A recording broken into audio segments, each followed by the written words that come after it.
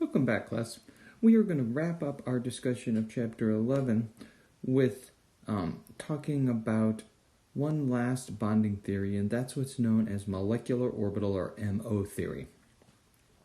So MO theory is also a quantum mechanical based theory. Now, the big difference here, and this I will keep saying this over and over again, is we will try to calculate or try to make, or we will visualize bonding by using what are called molecular orbitals. Now, up until now, we've used atomic orbitals, whether they were standard atomic orbitals or hybrid atomic orbitals. They were atomic or atom-based orbitals. So we looked at the atomic orbitals of one atom and the atomic orbitals of a second atom, and we saw we looked at how they combined. But we focused our look on the individual atomic orbitals of the two atoms. Now, what molecular orbital tries to do is try to create a whole new set of orbitals that apply to the molecule. So we replace our atomic orbitals, if you will, with now molecular orbitals, so molecule-based orbitals. So that's the idea. So we're going to apply Schrodinger's equation to a molecule to generate a new set of orbitals that apply to that molecule called molecular orbitals. So just like previously we looked at applying Schrodinger's equation to atoms and generating wave functions, which then became our atomic orbitals, we are now going to try to apply Schrodinger's equation to molecules, generate new wave functions that would lead to molecular orbitals. Now, mathematically, we can't solve Schrodinger's equation or solve for the wave functions exactly, even for simple molecules. So, in practice, these are estimated. So this is all done by computers, right? And so the basic idea is we start with some sort of trial function, so trial wave function, and this might be, something from experience or a good guess of what, based on what we know about the molecule, what might be a good, function to start with. This might be a good wave function to start with. And then we test it. And then we tweak it. Then we test it, tweak it. And again, this is all done by computers. And so the way this is essentially done in terms of testing is that we would solve for the energy, right, using the test function. Now, and we would keep tweaking it to minimize that energy, right? Because the idea is that we can never, doing an estimated equation like this, lower the energy or come up with an energy that is lower than what nature already does, right? What the actual bond energy is. And so what we can best do is, if we minimize the energy, we know we're getting as close to that actual energy as possible.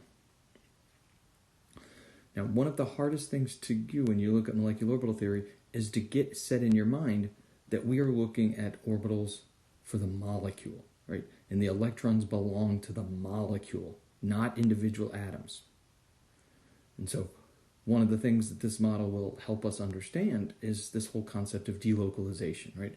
Resonance, right? It will allow us to generate, orbitals that can explain these phenomena, like valence bond theory cannot. So the simplest trial function that we can come up with, right, basically starts with the atomic orbitals, right, on the two atoms and the atoms that are involved in the molecule. Could be more than two. We're gonna sort of restrict ourselves to diatomic, but this is done for bigger atoms or bigger molecules as well. And we simply add them together, if you will, right? Now again, this is mathematically adding them together, not, physically adding them together.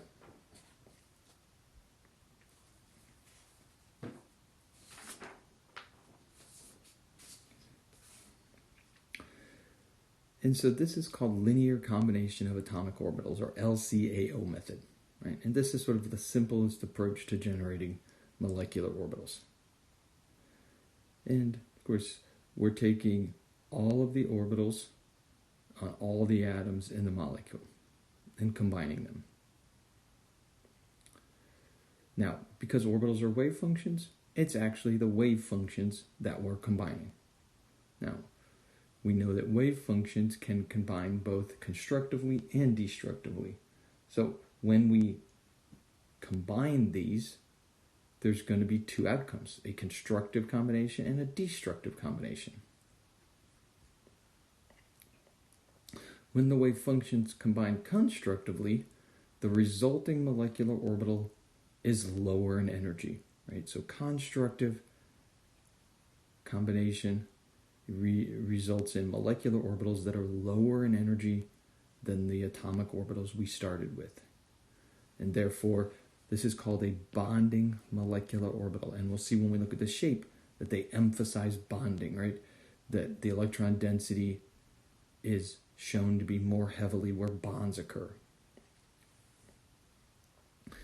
These bonding molecular orbitals are either going to be what we call sigma bonding and pi bonding molecular orbitals. Now, yes, the sigma and the pi notation are the same as what we saw when we looked at valence bond theory and forming sigma type bonds and pi type bonds. And I'll explain why that notation is the same, even though it does kind of make it a little confusing sometimes. When the wave functions combine destructively, the resulting molecular orbitals actually have more energy, right? So they're higher energy orbitals than the original atomic orbitals. And so these are called anti-bonding molecular orbitals, and they're denoted with a star or an asterisk, but we just call them sigma star and pi star. So anytime you see that star there, that's an anti-bonding orbital. And these will have the electron density where bonding doesn't occur, right? So they won't emphasize bonding, and therefore they tend to be destabilizing, right? Because they're higher in energy. They don't help us minimize the energy in them. And so, having electrons in them, you'll see, will tend to destabilize the molecule or not be favorable for bonding. So let's just look at this pictorially. So if we start here on the bottom, and we're just going to combine the 1s orbital. So I will say, when we go through this, we're using sort of a very simple approach, and we're combining the orbitals in pairs, right? So we're taking an orbital on one atom and an orbital on the other, and we're combining them with that same orbital, as opposed to sort of combining sets of orbitals or more. So we're looking at sort of a pairwise combination. And we'll see, some of the issues with that as we go forward. So when we do a simple combination here, constructively, we generate an orbital that looks like this, right? So we have a lot of electron density here along the bonding axis. When we destructively combine these 1s orbitals, we end up with, lobes where we have a gap here, right? We have a node, right, along the bond axis. So this is going to de-emphasize bonding, right? The electron density is separated onto the two atoms, not between them. And so having this more bonding, right, stabilizes, right, lowers the energy. And so our bonding orbital, in this case our sigma 1s, is going to be lower in energy than our beginning, right? So just like when we first talked about creating a bond, right, we get that overlap, lowers the energy. Our new anti-bonding orbital is going to not favor bonding, and so forth. It's going to be higher in energy than the original atomic orbitals that generated it. Now, it's easy to get lost in this stuff, but what we see is that we're actually replacing these orbitals. So we no longer will utilize these atomic orbitals here. We now have new orbitals to replace them. And notice we generated the same orbitals, right? So we started out with 2 orbitals, now we still have 2 orbitals. Instead of having 2 1s orbitals, we have a sigma 1s molecular orbital, and we have a sigma star 1s molecular orbital.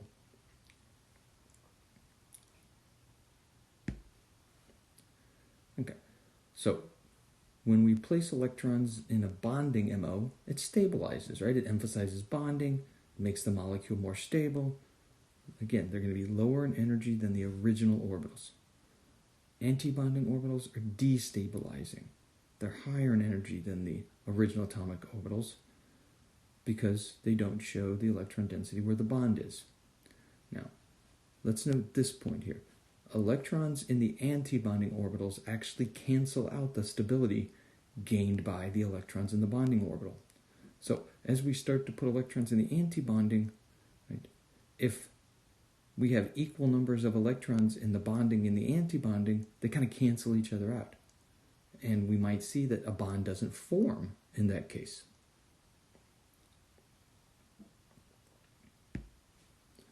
So let's look at a simple molecule, H2. Now, this is a molecular orbital diagram, right? And notice it has two parts, right? It shows the atomic orbitals of the two atoms on each side, and in the middle we have the new orbitals, right? So we have to focus our attention on the middle, right? These are our new orbitals, right? So we've essentially gotten rid of these atomic orbitals and we've created these new molecular orbitals in the center, right?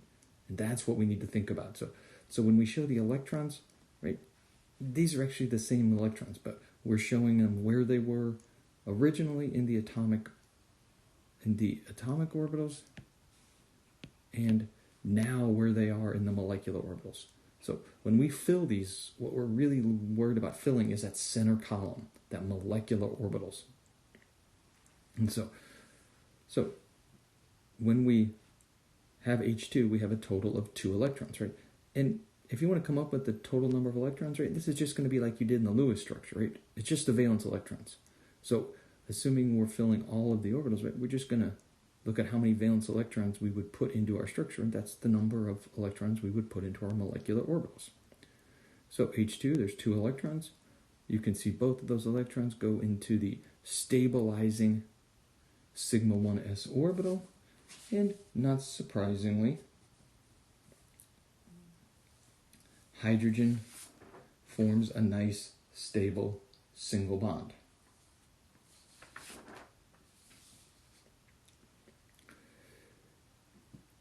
Now, let's talk about the bonding, right? So we can use where the electrons are and what orbitals they occupy and the destabilizing versus stabilizing to calculate what we call the bond order, right? And this is the idea of whether a bond is a single bond, a double bond, or something in between, right? So not all bonds, as we know, because we saw this in resonance, right? Not all bonds in the actual structure are going to be true single or true double bonds. Sometimes we have things in the middle. So bond order is one of the properties we can easily get by looking at an MO diagram. And so it is simply the difference in the number of electrons in bonding orbitals and in antibonding. Because remember, bonding stabilizes, antibonding destabilizes, so they kind of cancel. We only look at valence electrons. So if we're a little higher up and we filled in the second level, we can ignore the 1s, the sigma and the sigma star that are generated from the 1s. Maybe a fraction, right? It doesn't have to be a whole number. Higher bond orders, of course, mean stronger bonds, right? If a bond order is 0, that means it's unstable compared to the non-bonded atoms, and no bond will form. We can also use these simple diagrams, these MO diagrams, to predict paramagnetic and diamagnetic, right? Another weakness that we've seen in up till now in our theories, in valence bond theory and Lewis theory. Now the equation for bond order is really simple. We take the total number of electrons in our bonding orbitals minus the total number of electrons in antibonding orbitals, and we divide by 2, and that'll tell us what the bond order is. So let's put this into play. Now, I don't have hydrogen on here, but just before we look at these, if we calculated the bond order of hydrogen, notice we would have, if we look back at that structure, we would have 2 electrons in the bonding, we would have none in the antibonding, so we get 2 minus 0 divided by 2, or 1.